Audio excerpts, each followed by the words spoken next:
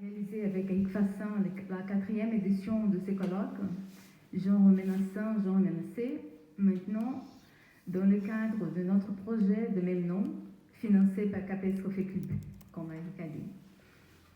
Et je veux dire, encore une fois, que j'ai l'impression que ce choix de la CAPES a été un acte de vengeance juste après les élections de quelqu'un ou d'un groupe qui savait de l'importance des études de genre.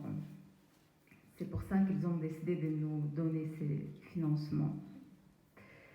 Je remercie encore une fois Guilherme de l'université de Unesp Bauru, qui a été un élève de Larisse, qui est ici, et qui a fait, il y a déjà 2 ans, le logo de genre menaçant, genre menacé, et que nous utilisons maintenant aussi pour les projets.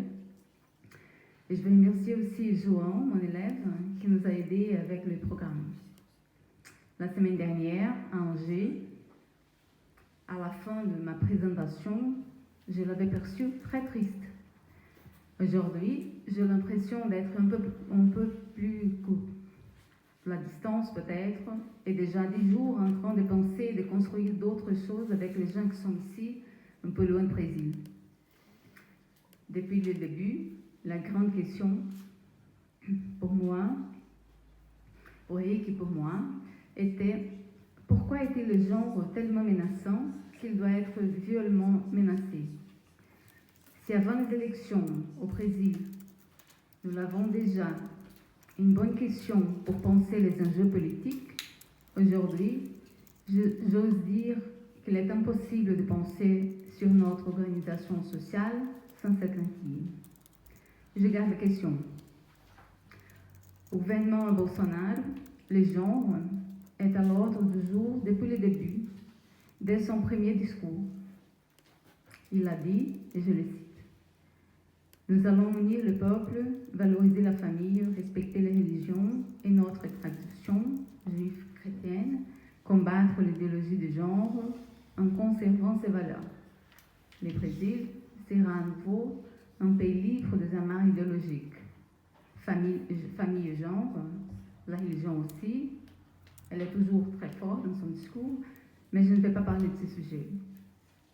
Je parle de la centralité du genre, de la sexualité, et je pense à Foucault, même si nous n'avons pas le temps de parler plus ici sur ça.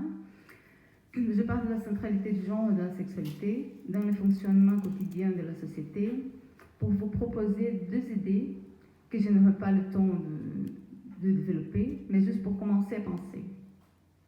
Tout d'abord, la famille au Brésil fonctionne traditionnellement comme un modèle pour la chose publique. Et ensuite, je pensais sur le genre comme il apparaît comme une marque, une potentialité de changement, et donc comme une menace sociale. Il y a de différentes compréhensions du livre de Serge Buarque de Holanda, traduit en français, Racine Brésil. Pour un courant, aujourd'hui dominant, l'État serait une transcendance chargée d'abolir l'ordre familial et représentait une sphère publique impersonnelle qui entre en opposition avec le particularisme social. Pour Serge Buarque de Holanda, dans la conception brésilienne traditionnelle, c'est la proximité familiale et amicale qui fait qu'on a envie de favoriser quelqu'un, de lui rendre service. Après avoir écrit ça, j'ai lu dans la Folha de São Paulo, l'un des grands journaux brésiliens, un article en référence aussi à Serge Buarque de Holanda qui dit exactement ça. Les relations familiales servent de modèle à la chose publique. Et l'actuel gouvernement comprend cela à la lettre. C'est pour ça qu'il est possible d'envoyer un fils à l'ambassade du Brésil aux États-Unis sans problème, par exemple. La défense de la famille, avec un F majuscule, était déjà présente au moment du coup d'État de 2016. Une énorme majorité de députés ont voté pour la destitution de Dilma au nom de la famille, de leur famille, mais aussi de la famille brésilienne, entre guillemets. la famille nature qu'il croit être possible de rencontrer quelque part. Pour une historienne brésilienne, Lilia Schwartz, l'histoire est définie comme un savoir avec une énorme capacité de souvenir, des mémoires. Mais elle est très rare de la penser comme une potentialité pour réitérer et répéter. Et l'histoire brésilienne est marquée par ces ambiguïtés, pleine d'événements qui provoquent des transformations, mais aussi des trous, des oublis, des persistances. Gilberto Freire, un sociologue célèbre, auteur de Maître et esclave, très critiqué pour avoir défendu dans les années 1930 qu'il n'y avait pas de racisme au Brésil, a prononcé en tant que député en 1946 une phrase qui nous fait penser. Les passés n'ont jamais cessé, les passés continuent.